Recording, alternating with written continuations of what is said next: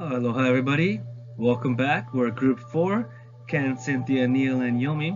We're going to be finishing up this part of our group projects with two topics here. Topic 1 and Topic 2. The first topic that we're going to cover is what the KCC Culinary Department should do to prepare students for work post-COVID hospitality industry.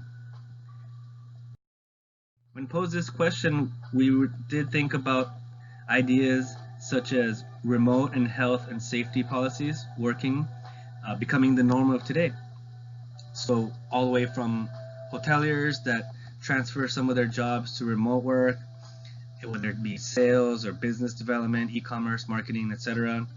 And for those that do have to go in, have special appropriate health and safety policies in place, whether it's self-service paying systems, orders through mobile apps, non-contact service and order deliveries, or complimentary sanitizers stationed all over throughout the hotels and businesses.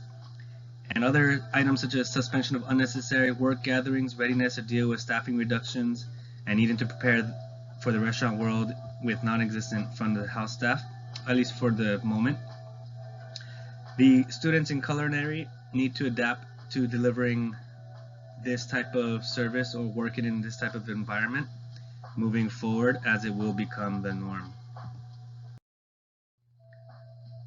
Something that KCC could implement is the usage and learning about electrostatic sanitization, which has now become standard in all professional environments.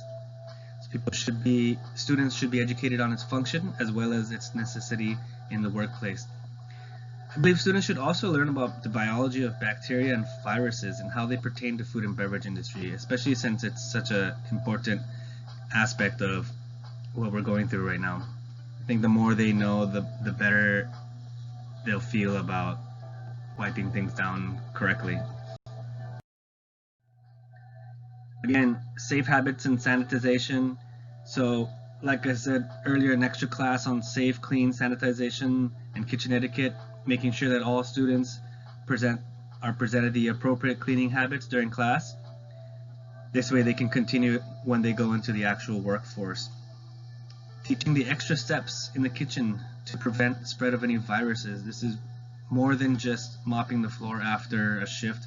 This is really making sure that nobody catches COVID, and making sure that KCC teaches the culinary students the different CDC and FDA guidelines for a clean environment.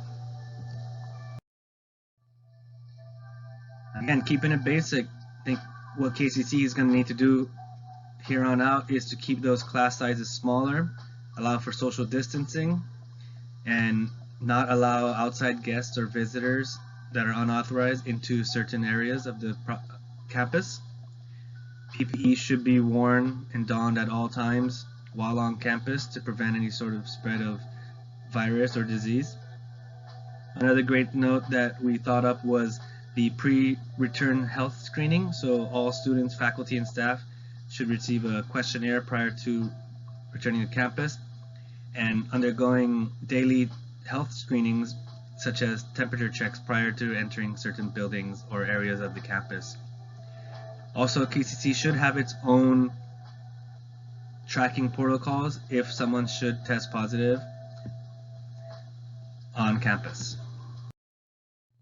Number 2, hospitality businesses that we think will be most likely to succeed in Hawaii in the next year, and why.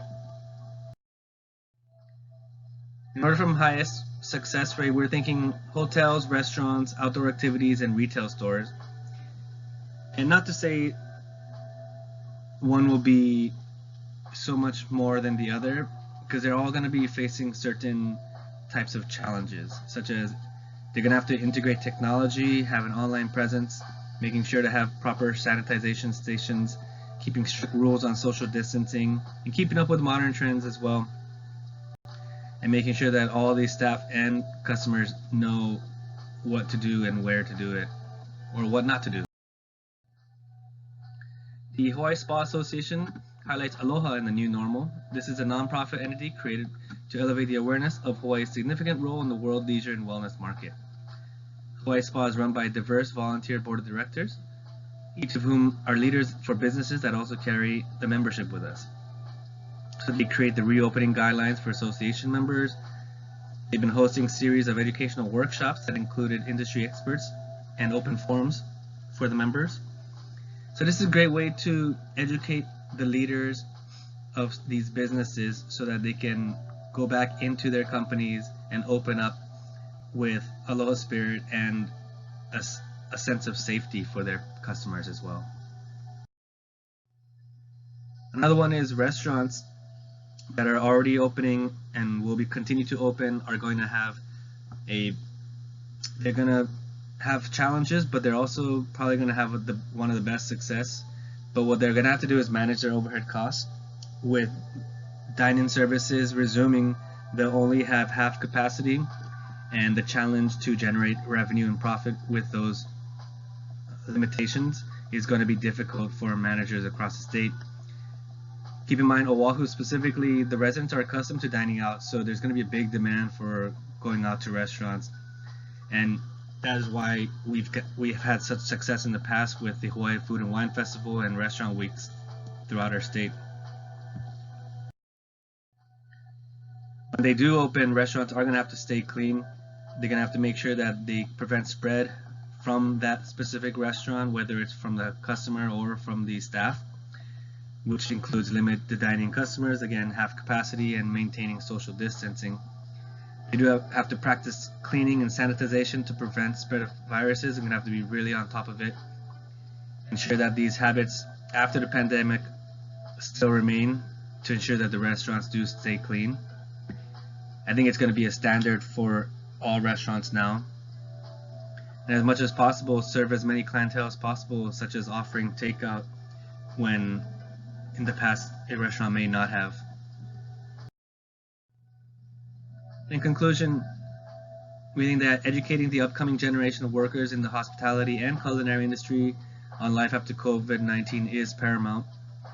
Supporting local businesses that are trying to survive next year is going to be very important for a company, and keeping up to date on the state and government regulations for KCC and businesses in Hawaii. And also, again, cleanliness is next to godliness, so keeping sanitary areas at work will be vital. Thank you again for joining us, and we'll see you in our new groups next time. Mahalo.